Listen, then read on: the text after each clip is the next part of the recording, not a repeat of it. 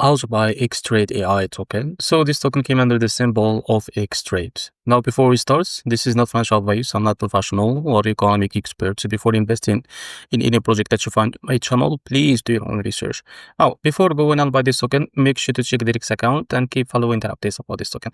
Now, as you can see, this token is available on the screener. It created 20 hours ago and increased by 8,000% in the last 24 hours. And also this token is trending #1 in the Solana section. Now, to be able to buy this token, what you need to do, just click here to copy the token address and open your fund wallet for that. But first of all, I will just log into my wallet first to be able to buy this token on my wallet. Now, after that, what you need to do, just click here on swap. And now, as you can see, make sure that you select the Solana from here.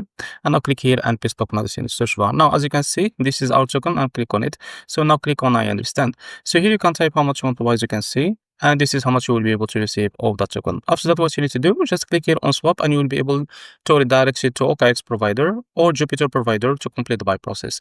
So this is how to buy XTRADE token. If you found this very helpful, please like and subscribe. See you next video.